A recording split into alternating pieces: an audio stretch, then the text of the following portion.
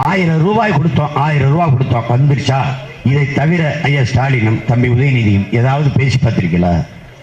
இந்த 3 ஆண்டு கால ஆட்சியில் இப்போ இந்த தேர்தல் பரப்புரையில் 1000 ரூபாய் கொடுத்ததை பேசுகிறார்கள். வேற ஏதாவது இல்லைன்னா ஐயா எடப்பாடி பழனிசாமி தவந்து போனார், முட்டிக்கால் போட்டார், மண்டிட்டார், படுத்தார், தூங்கினார், இதை தவிர வேற? தம்பி உதயநிதி படுக்கிறதுலே இருக்கு. அப்படி அங்க போனா படுத்துறார், இங்க போனா படுத்துறார், இங்க போனா படுத்துறார், அமித்ஷா பார்த்தா படுத்துறார். நீங்க என்ன பண்ணீங்க? நீங்க என்ன பண்ணீங்க? உங்க தாத்தா கருணாநிதி கட்சி ஆரம்பிச்சு கொள்கையை வகுத்து கோட்பாட்டை உருவாக்கி கொடியை வடிவமைச்சு சின்னத்தை வாங்கி அப்படி வந்த கட்சியா? அது பேரறிஞர் என்ற பெருந்தகை உருவாக்கின கட்சி. அவரோடு சேர்ந்து பல நூறு அறிஞர்கள் போராடி வளர்த்த கட்சி.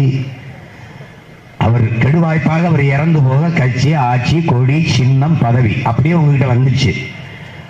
அதை கட்டியா பிடிச்சுக்கிட்டு பரம்பரை 3 தலைமுறையை வச்சு வண்டி விட்டிருக்கீங்க. அப்படித்தானே ஐயா எடப்பாடி பழனிசாமி அவர் கட்சி ஆரம்பிச்சாரா என்ன? இல்ல, அது எம்ஜிஆருங்கிற புகழ்பெற்ற ஒருவரால் ஆரம்பிக்கப்பட்ட கட்சி. அவர் வளர்த்தார். அதுக்கு பிறகு அம்மையார் ஜெயலலிதா தொடர்ந்தார்கள். பிறகு அம்மா சசிகலா அவர்கள் எடுத்து ஐயா எடப்பாடிட்ட கட்சி, ஆட்சி, கொடி, சின்னம் அப்படியே கொடுத்துட்டாங்க. நீங்களும் பெரிய தலைவர்கள் போல அப்படியே.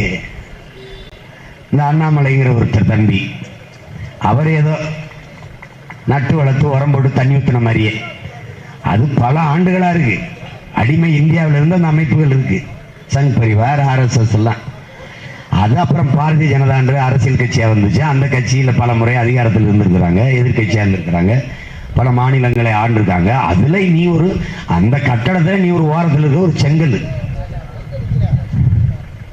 வந்தா அந்த கட்சி இருக்காது, அழிச்சு போடுவேன், நாம் தமிழர் கட்சி அழிச்சு போடுவேன். என்ன சிவத்துல இருக்க எழுத்து நினைச்சியா? இது ஒவ்வொரு மான தமிழனின் உணர்வு தம்பி. ரொம்ப ஆடாத, ரொம்ப ஆடக்கூடாது. என் கட்சி அப்படி கிடையாது. இது நான் என் ரத்தத்தை வேர்வையா சிந்தி என் மூச்சை பேச்சாக்கி செத்து போன இன உணர்வு, மான உணர்வை ஊட்டி, மொழிப்பற்று, இனப்பற்றை ஊட்டி, எனக்கும் கீழே இருக்கிற என் தம்பி தண்டிகள், எனக்கும் இளைய என் பிள்ளைகளை திரட்டி இனமானமிக்க தன்மானமிக்க தமிழ் படையை கட்டி வர்றேன். இது கோட்டை, இது தமிழ் தேசிய அரசியல் கோட்டை. மற்றவர்கள் மாதிரி அடுத்தவங்க கட்சியை பிரிச்சுக்கிட்டு ஒரு கட்சி வச்சுக்கிறது, அப்பன் செத்தவனே முதலமைச்சர் ஆகிறது,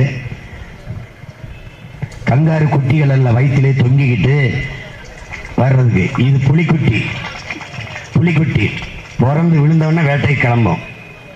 அப்படிப்பட்ட கூட்டம் இது. இதுகிட்ட கையான்னு கத்திக்கிட்டு போனா நான் அமைதியா இருக்கனால அமைதியா நின்றுச்சு. இல்லைன்னா என்ன ஆகும்? ஆஸ்பத்திரி தான் எல்லாம் இருந்திருக்கணும். எல்லாம் சுத்தா இயக்கத்தணும். அதை காவல்துறை வேடிக்கை பார்த்துக்கிட்டு நிற்குது. ஒரு கட்டிட மேலாளர், கட்டிட பொறியாளர் ஒரு பெரும் முதலாளிகிட்ட ரொம்ப நாளாக வேலை செஞ்சார். அவர் வேலையை விட்டு போறேன்னு முடிவெடுத்தார். சரி, போறதுக்குள்ள இன்னொரு கட்டணம் கட்டி கொடுத்துட்டு போங்கன்னார். கட்டினார், ஒரு வீடு கட்டினார். கட்டிட்ட வீடுன்னு சாவியை இவர்கிட்ட கொடுத்தார். இவர் அவர்கிட்ட கொடுத்தார். ரொம்ப நாளா நீங்க எனக்கு விசுவாசமா இருந்தீங்க, உழைச்சிங்க, அதுக்கு இந்த பரிசுன்னு. அந்த ஆள் அப்பதான் தெரிஞ்சிச்சு. சரி, எனக்கு கொடுக்க போறான்னு தெரியாத, யாருக்கும் நினைச்சு சரியா கட்டாம காமா சும்மான்னு கட்டிட்டேன். செங்கலை சரியா கணக்கல, சிமெண்ட சரியா கணக்கல, கம்பியை சரியா வைக்கல, சுமாரா கட்டிட்டேனே, 6-7 மாசத்துல இடிஞ்சு விழுகிற மாதிரி கட்டிட்டேனே அப்படின்னு. அப்படித்தான் நீங்க இந்த 6-7 மாசத்துல இடிஞ்சு விழுகிற மாதிரி கட்டுறான் பாருங்க, அவனுக்கிட்டே நாட்டை கொடுத்துருவீங்க. நாங்கள் வெல்வது என்பது எங்கள் நலனுக்காக இல்லை. நாங்கள் வெல்லணும் நினைக்கிறது எதிர்கால என் பிள்ளைகள்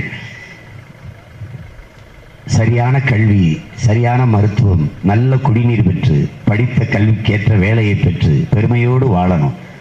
அவன் காலத்திலேயாவது நாங்கள் இந்த வெயிலில் நானும் என் தங்கையும் முச்சந்தில என் உறவுகளும் நிற்பது போல அவர்களும் ஒரு நாள் இப்படி வீதியில நிற்காமல் அவர்கள் வாழ்க்கையை மகிழ்வாக வாழணுங்கிற கனவில் தான் இந்த அண்ணன் தங்கைகள் எல்லாம் நாங்கள் இப்படி கத்திக்கொண்டு நிற்கிறோம். என் அன்பு உறவுகளே, உங்களின் மதிப்புமிக்க வாக்கை எளிய பிள்ளைகள் எங்களுக்கு தந்து வெற்றி பெற செய்யுங்கள்.